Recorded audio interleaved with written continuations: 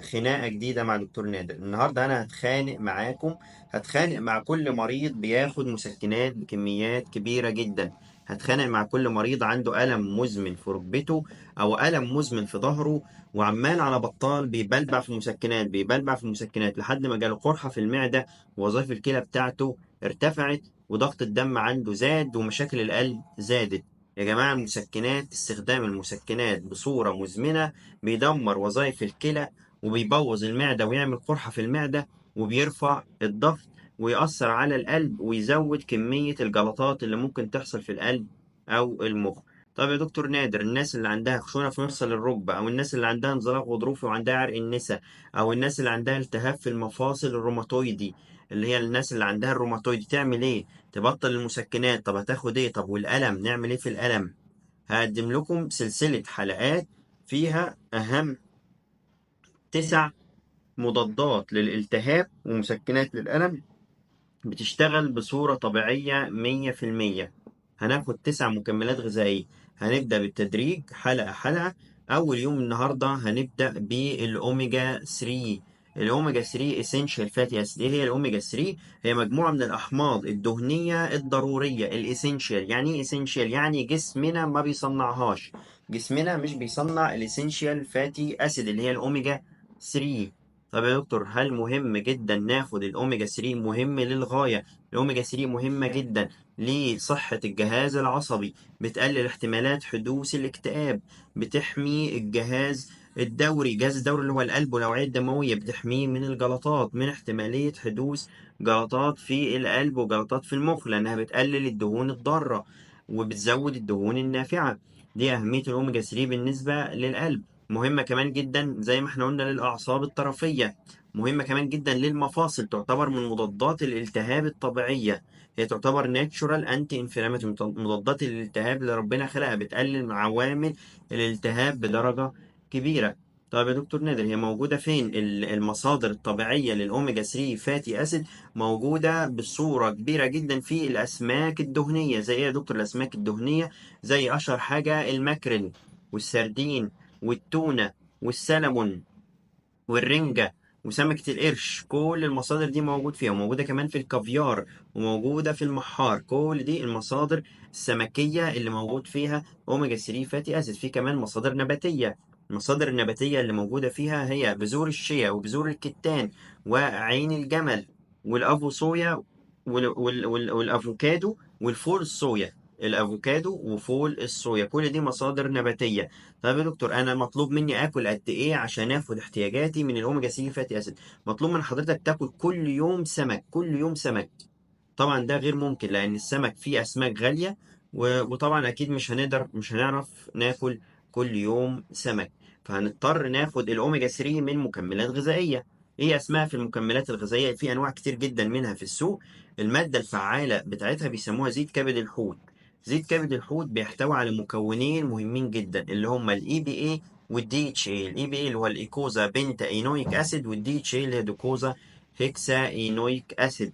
دول موجودين في زيت السمك او زيت كبد الحوت.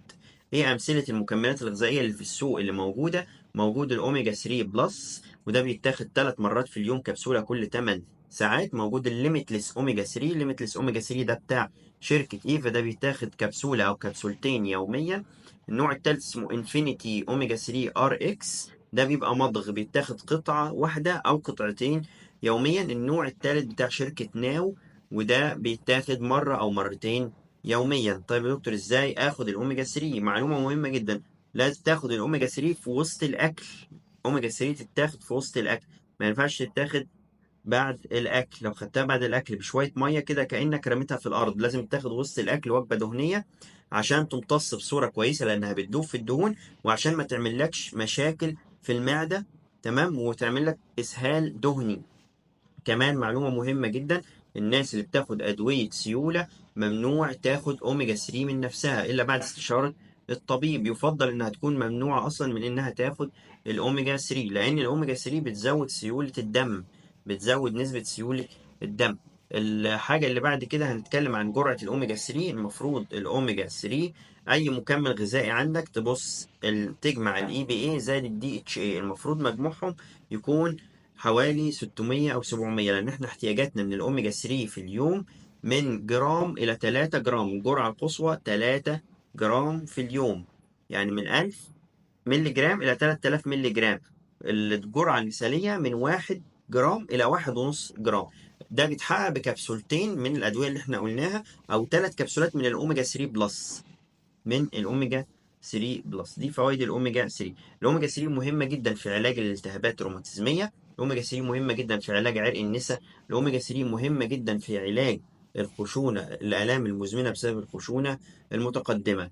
تعال نقول نبذة كده عن أضرار المسكنات. في سنة ديسمبر 1998 كان طلع لنا أول نوع من أنواع المسكنات السلكتيف. يعني إيه سلكتيف يا دكتور؟ اختياري، يعني بينهبت، بيثبط الإنزيم اللي هو اسمه كوكس 2، وملوش دعوة بالإنزيم اللي هو كوكس 1. كوكس 1 ده ليه تأثيرات مفيدة، بيحمي جدار المعدة، بيحمي جدار المعدة وبيحمي الكلى. عشان كده احنا مش عايزين نثبط كوكس 1، عايزين نشتغل على كوكس 2. طلعت لنا مجموعة من المسكنات أهمها السيليكوكسيب اللي هو موجود في السوق دلوقتي باسم سيليبريكس. وبعدين بكام شهر طلع دواء تاني اسمه الروفي كوكسيب اللي هو معروف باسم الفايوكس. وبعدين بكام شهر تاني طلع الفالدي كوكسيب اللي هو معروف باسم البيكسترا. وبعد طرحه في الأسواق بعدة سنوات، وتحديدا في سبتمبر 2004، ثبت إن الروفيكوكسيب اللي هو الفايوكس بيزود احتمالات حدوث جلطات القلب وجلطات المخ. يعني عيان الخشونة اللي عنده خشونة كانوا بيستخدموا الروفيكوكسيب ده، كان عرضة أكتر إن يجيله جلطة في المخ أو جلطة في القلب، فاتسحب طبعا بسرعة من الأسواق. مش فاضل دلوقتي في السوق غير السيليبريكس، والسيليبريكس موجود حتى الآن وهو يعتبر آمن نسبيا، ولكن أنا لا أفضل المسكنات. اول حاجه قلتها لحضراتكم هي الاوميجا 3، لها فوائد كتير جدا غير علاج الخشونه. عندنا احنا قلنا فوائد على الجهاز العصبي وبتقلل نسبه الاكتئاب، لها فوائد كتيره جدا. النوع التاني بقى من المكملات الغذائيه اللي انا هكلمكم عنه حاجه اسمها لحاء الصفصاف الابيض. لحاء الصفصاف الابيض ده موجود مستخلص من لحاء الصفصاف، شجره الصفصاف طبعا موجوده بكثره في مصر في الريف، وخصوصا الصفصاف الابيض هو اللي موجود في مصر بالانجلش اسمه وايت ويلو بارك. وايت ويلو بارك. لحاء الصفصاف الابيض ده ممكن نجيب الاوراق بتاعت الصفصاف او نجيب اللحاء بتاع الصفصاف ونغليها. بعد ما بتتغلي بتبقى شبه مشروب الحلبة، شبه الحلب، ونشربها. أو في لحاء الصفصاف الأبيض مستخلص منه المادة الفعالة وموجود على هيئة كبسولات وبتتباع في محلات المكملات الغذائية. يعني ممكن لا إما نحصل عليها من عند العطار، لحاء الصفصاف الأبيض من عند العطار، نجيب الأوراق أو نجيب اللحاء. اللحاء طبعا أفيد لأن فيه مادة فعالة أكتر، ونشربه كأنه زي الحلبة، أو نجيبه على هيئة مكملات غذائية في كبسولات. طيب، لحاء الصفصاف الأبيض ده بيحتوي على إيه؟ لحاء الصفصاف الأبيض بيحتوي على مادة الساليسين. ومادة الساليسين دي بتتحول في الجسم عن طريق الكبد، بتتحول إلى ساليسيليك أسيد. وساليسيليك أسيد هو نفس المادة الفعالة بتاعت الأسبرين. يعني الأسبرين اللي احنا بناخده ده اللي هو الأسبوسيد هو أصلا مستخلص من شجرة الصفصاف الأبيض. فما بالك لو احنا يعني ايه مشكلة بقى الاسبرين كدواء؟ مشكلة الاسبرين كدواء ان ليه تأثيرات سيئة على المعدة وعلى الكلى. بيبوظ جدار المعدة في الناس اللي عندها قرحة، وممكن يؤدي الى اضطراب في وظائف الكلى. عشان كده الصفصاف الابيض، لحاء الصفصاف الابيض بيحتوي على المادة بدون الاضرار الكيماوية للادوية. نفس مادة الساليسين اللي هي بتتحول لاسبرين في الجسم موجودة في لحاء الصفصاف الابيض، بس تتميز لما بناخدها من النبات مباشرة بعد ما بنغلي الأوراق أو اللحاء نفسه. بتميز إنها بتكون هادية، آثارها الجانبية محدودة جدا، ومش بتعمل نفس الآثار الجانبية بتاعة الأسبرين.